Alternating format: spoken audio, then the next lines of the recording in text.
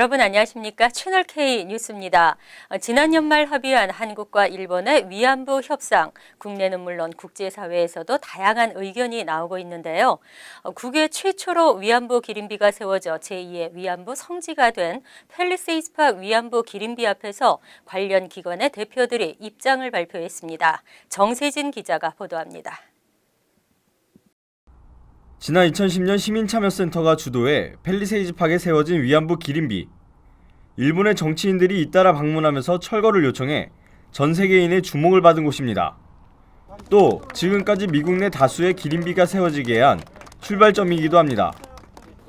오늘 팰리세이드파크 위안부 기림비 앞에서 건립을 주도한 시민참여센터와 조경과 관리를 맡은 149의 그린클럽, 타원을 대표해 참석한 스티브 카발로가 한국과 일본의 위안부 관련 협상에 대한 자신들의 입장을 밝혔습니다. 그동안 해왔던 그 내용들을 지속적으로 하고 커뮤니티가 한일과 어떤 협정이나 이런 것이 있다 하더라도 거기에 아랑곳하지 않고 흔들리지 않고 이 일들을 계속 교육하고 미국 사회에서 인간의 인권 문제가 지속적으로 교육될 수 있게끔 하는데 분열되지 않고 협력을 해 주셨으면 그런 바람입니다. 김 대표는 양국 합의가 발표된 후 한국의 위안부 할머니로부터 여러 통의 전화를 받았다며 피해 당사자가 동의 못하는 합의는 인정할 수 없다고 입장을 분명히 했습니다. 또 그동안 해왔던 것처럼 위안부 문제는 정치적인 논리가 아닌 인류 보편에 갇힌 인권의 문제로 미국 연방의회의 위안부 결의안 정신을 계속 추구해 나가겠다고 밝혔습니다. 자리를 함께한 149의 그린클럽의 배경현 대표도 독일의 예를 들고 일본의 사과는 진정성을 느낄 수 없다며 기림비를 통해 일본인들에게 올바른 역사를 알리겠다고 말했습니다. 독일은 엄청난 사과를 하고 많은 돈을 내고 지금도 소리 없이 끝도 없이 무한 책임을 지고 끝까지 독일이 존속하는 날까지 이 사과는 무한 책임이다. 시민참여센터는 앞으로 미국에 더 많은 위안부 기림비가 세워질 수 있도록 노력을 아끼지 않겠다며 한인 사회에 관심을 당부했습니다. 채널 K 뉴스 정세진입니다. 오바마 대통령이 조만간 총기 규제 행정명령을 내놓을 것으로 보입니다. 벌써부터 공화당의 반대가 만만치 않고 또 대선에서는 어떻게 작용할지 관심이 모아지고 있습니다. 오바마 대통령은 어제 로레라 린치 법무장관, 제임스 코미 연방수사국 국장과 회동을 가진 뒤 기자들과 만난 자리에서 총기 거래 규제 행정명령은 수정헌법 2조와 총기를 소지할 수 있는 법적 권리에 완전히 부합한다고 밝혔습니다. 수정헌법 2조는 규율을 갖춘 민병대는 자유로운 주정부의 안보에 필요하므로 무기를 소유하고 휴대할 수 있는 국민의 권리가 침해받아서는 안 된다라고 규정하고 있습니다. 하지만 이날 대통령은 행정명령의 세부 내용을 밝히진 않았습니다. 이에 대해 미 언론은 총기 박람회와 인터넷 등을 통해 총기를 판매하는 이들도 연방정부의 면허를 받아 총기를 공식 판매하는 업자들처럼 등록을 하도록 하고 구매자의 신원조사를 의무화하는 방안이 담길 것이라고 전했습니다. 오바마 대통령은 이 조치가 미국에서의 모든 폭력 범죄를 해결하거나 모든 총기 난사를 막지는 못하겠지만 많은 생명을 구하고 잘못된 사람들이 총기를 소지하게 돼 겪게 되는 엄청난 고통과 손실을 덜게 해줄 것이라고 강조했습니다. 어제 오전 7번 전철의 지연 운행으로 새해 첫 출근길 시민들이 큰 불편을 겪었습니다. 갑자기 몰아닥친 강추위에 승객들의 불만은 더 고조됐습니다. 메트로폴리탄 교통공사는 퀸즈 헌터스 포인트역의 신호체계 문제로 어제 오전 7시 30분부터 7번 전철이 퀸즈보로 플라자역과 종점인 맨해튼 허슨야드역 사이에서 지연 운행되기 시작했다고 밝혔습니다. 1시간 후에는 헌터스 포인트역 선로까지 파손된 것으로 확인되면서 해당 구간의 양방향 운행이 30분가량 전면 중단됐습니다. 운행은 오전 9시쯤 재개됐지만 로컬 서비스만 제공됐고 그마저도 극심 심한 지연 사태를 빚었습니다. 서비스 재개 후에도 플러싱 메인스트리트역에서는 30분 넘게 열차가 출발하지 않았습니다. 7번 전철은 긴급 보수 작업을 거쳐 오후 2시가 돼서야 다시 정상 운행에 들어갔습니다. 이 밖에 N, Q 전철도 오후 2시 30분까지 일부 퀸즈 방향 열차의 운행이 중단됐고 맨해튼 방향 열차도 심한 체증을 빚었습니다. 특히 이날은 새해 첫 출근길에다 강한 바람이 부는 영하의 날씨까지 겹치면서 승객들의 불만을 고조시켰습니다.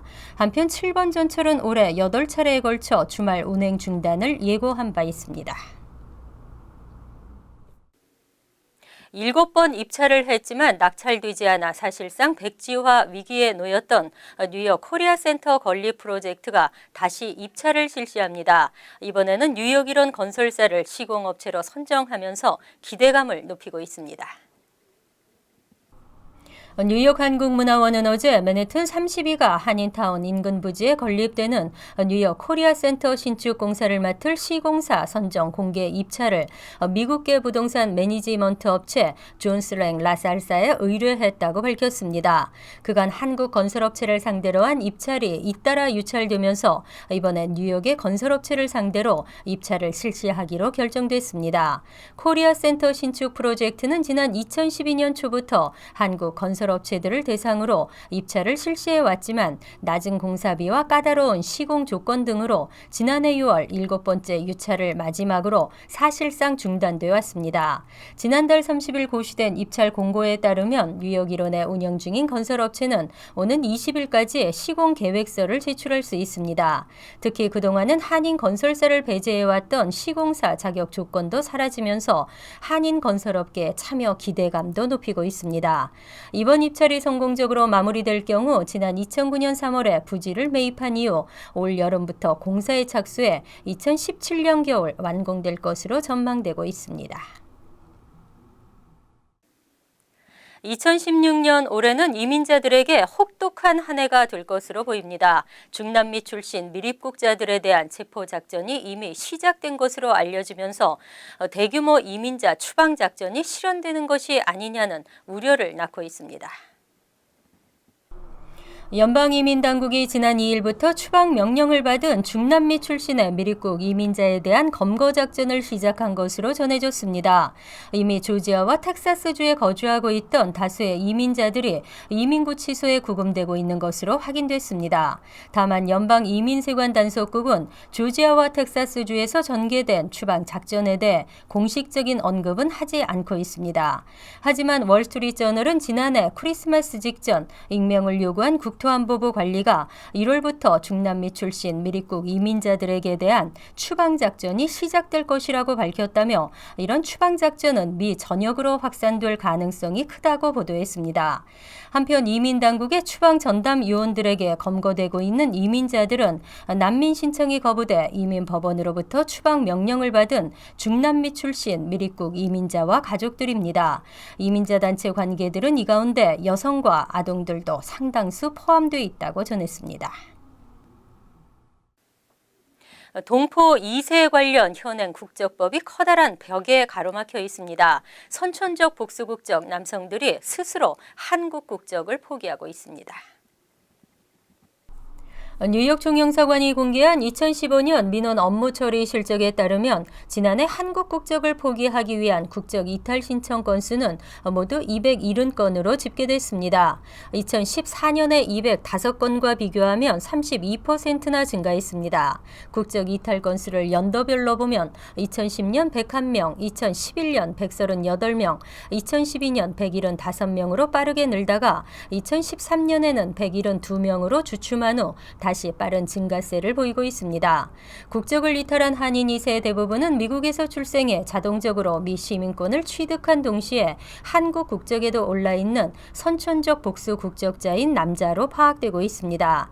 한인 2세 남자 경우 만 18세 이전에 국적 이탈을 하지 않을 경우에는 한국 체류 시 징집 대상이 되기 때문에 불가피하게 한국 국적을 포기하고 있는 것으로 분석됩니다. 이와는 대조적으로 복수 국적을 신청한 한인 젊은이는 10명에 불과한 것으로 조사됐고 대부분 미국에서 태어난 24세 미만 여성으로 파악됐습니다. 단속 강화보다 선행되어야 할 것은 운전자들의 안전의식 개선인데요. 최근 뉴욕시 음주운전이 크게 줄어든 것으로 나타났습니다. 최근 시정부가 발표한 자료에 따르면 지난해 1월부터 9월까지 음주운전으로 적발돼 유죄 판결을 받은 운전자는 3,730명으로 집계됐습니다. 지난해 같은 기간에 8,106명과 비교하면 40%나 감소했습니다. 전문가들은 잦은 단속과 캠페인을 통한 운전자들의 인식 개선이 음주운전 적발 건수를 대폭 줄였다고 분석하고 있습니다. 뉴욕주 정부는 2012년부터 상습 음주나 마약 복용 운전자 등 난폭 운전에 대한 강력한 단속 정책을 시행하고 있습니다. 또 시경은 트위터 등 소셜 미디어를 통해 음주운전의 위험성에 대한 경고문을 게재하고 술집이 밀집한 지역 인근에서는 단속을 강화해 왔습니다. 시경 관계자는 음주로 인한 사고가 특히 많이 발생하는 주말 저녁에는 경찰이 술집 인근에 대기하고 있다며 경찰이 지키고 있는 것만으로도 사람들은 스스로 음주량을 줄인다고 말했습니다. 그 밖에 우버나 리프트 등 차량 공유 서비스를 제공하는 모바일 애플리케이션이 발달하면서 음주 후 직접 운전을 하지 않는 이들이 늘어난 것으로 분석됐습니다. 뉴저지주 리얼 아이디법 시행 유예 조치가 연장됐습니다. 올해 10월까지는 국내선 항공기 탑승 시 뉴저지주 운전 면허증이 허용됩니다. 연방국토안보부와 뉴저지주 차량국은 오는 10일로 만료될 예정이었던 리얼 아이디법 시행 유예 조치를 10월 10일까지 9개월 더 연장하기로 합의했다고 밝혔습니다.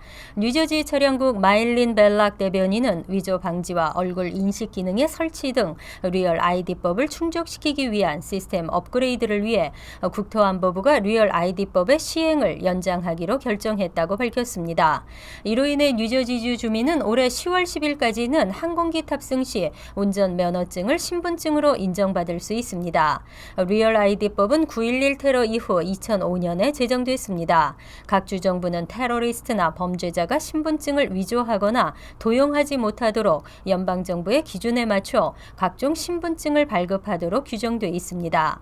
한편 뉴욕주도 지난해 10월 연방정부와 합의하고 올 10월까지 리얼 아이디 시행 유예 조치를 연장한 바 있습니다. 이어서 LA 지역 한인사회 소식입니다. 2016년 새해가 밝았습니다. 타운 곳곳에서는 신년 할애식과 시무식이 이어졌는데요. LA 총영사관과 LA 한인회에서는 올해는 한인사회의 권익신장과 정치력 신장을 목표로 화합하는 한 해가 되기를 희망했습니다. 김지연 기자의 보도입니다. 2016년 새해 첫 업무가 시작되는 오늘 LA 총영사관을 비롯한 한인타운 곳곳에서는 한 해의 시작을 알리는 시무식이 이어졌습니다. LA 총영사관에서는 20여 명의 영사와 관계자들이 모여 2015년 한 해를 되돌아보고 새해의 결의를 다졌습니다. 열정 지혜! 2016년은 붉은 원숭이의 해. 김현명 총영사는 붉은 열정과 원숭이의 지혜를 본받아 한인사회의 든든한 버팀목이 될 수 있는 총영사관이 되기를 희망했습니다. 고기구선, 국민봉사, 인류공헌, 최고 지향 이 네 가지를 항상 기억을 하시고 특히 올해는 붉은 원숭이니까 이런 이 네 가지의 가치에 일을 할 때 항상 열정을 가지고 지혜롭게 일해 주시길 기대합니다. JJ 그랜드 호텔에서 열린 LA 한인회의 신년 할애식에는 김현명 총영사와 로렌스한 LA 한인상공회의소 회장, 최석호 어바인 시장, 비토 팔러졸로 올림픽 경찰서장 등 커뮤니티 리더 100여 명이 모여 국내외 정치력 신장 강화를 위해 협력할 것을 다짐했습니다. 주요 인사들은 무엇보다 올해는 제20대 국회의원 재외선거와 미국 대선이 있는 만큼 한인들의 적극적인 참여가 필요한 때이며 한인사회의 관심을 이끌어내는 것이 한인 커뮤니티 리더들이 해야 할 역할이라고 결의를 다졌습니다. 총선은 우리의 미국 우리 동포분들의 권익 향상을 위해서 꼭 투표 많이 하셔야 되고요. 대선은 우리 미국에 사는 우리 동포분들의 정치력 신장을 위해서 꼭 해야 되는 거로 생각합니다. 그래서 주 상원과 하원에 지금 한국분들이 많이 출마를 하고 있습니다. 저는 어바인을 중심으로 한 68지구에서 준마를 하고 있는데 여러분께서 꼭 그 신성한 한 표를 꼭 찍어주심으로써 여러분들이 도와주시는 그런 결과를 낳게 할 겁니다. 2016년에 힘찬 출발을 알리는 시무식. 오늘 LA 총영사관과 LA 한인회의 시무식을 시작으로 내일은 LA 한인상공회의소의 신년 할애식이 개최되는 등 이번 주 내내 주요 단체와 기업들의 새해 각오는 이어질 것으로 보입니다. TVK 뉴스 김지은입니다. 월드리포트입니다. 짝퉁하면 중국이죠. 이번에는 한국의 테마파크를 그대로 옮겨놓은 듯한 놀이공원을 선보였는데요. 굳이 한국에 갈 필요가 없습니다. 넓은 야외 호수 한가운데 하늘색 지붕이 인상적인 고성들이 자리 잡았습니다. 모노레일을 타고 안으로 들어오면 동화 속 세계를 옮겨놓은 듯 다양한 조형물들이 관람객들을 맞이합니다. 언뜻 보면 한국 롯데월드 놀이동산을 떠올리게 하지만 실제는 지난 6월 완공된 중국 놀이동산 로먼유 파크입니다. 是全球最大的都市型室内主题乐园之一，冒险之旅、欢乐广场、传奇岛6大主题区设立了30多项游乐项目。 햇볕이 들어오게 설계한 실내 유리돔 천장 아래 펼쳐진 각국의 이국적인 건물과 인테리어가 너무 흡사합니다. 20층 건물 높이의 자이로 드롭도 선보였고 길거리 공연도 낯이 익습니다. 夏天来了这里可以享受空调，冬天这里有暖气，365天的一个全天候的营业过程。 실제 한국 테마파크 건설에 참여한 업체가 지었다는 이 시설은 중국의 재벌이 롯데월드를 방문한 뒤 감탄해 그대로 베꼈다는 얘기가 흘러나오고 있습니다.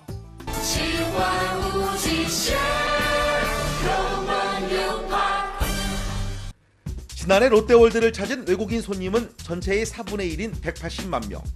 이 가운데 상당수가 중국 관광객들로 이들의 발길을 붙잡겠다는 판단이 깔려 있습니다.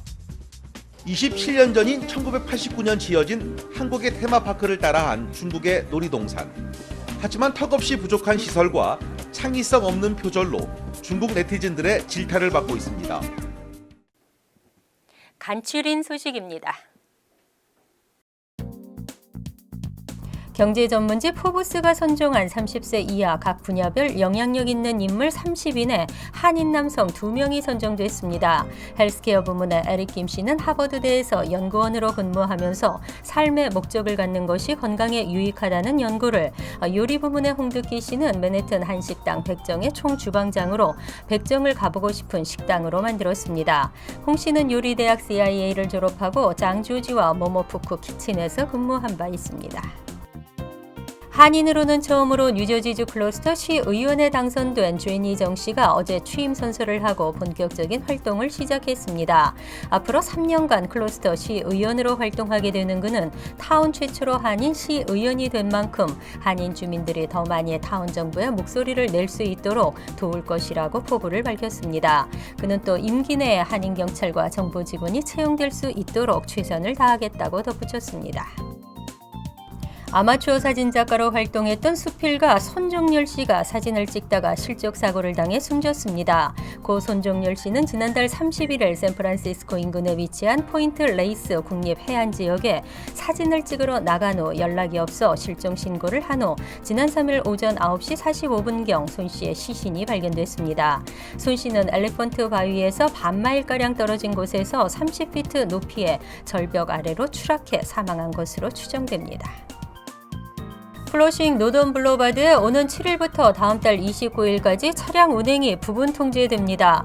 뉴욕시 교통국은 플러싱 강 갑판과 연결 부위의 수리를 위해 이 기간 도로 차량을 통제한다고 밝혔습니다. 양방향 각 3개의 차로 중 1개 차로가 오전 10시부터 오후 3시까지, 또 오후 10시부터 다음 날 오전 6시까지 통제되고 밤 12시부터 오전 5시까지는 2개 차로의 운행이 통제됩니다. 환율과 증권 소식입니다.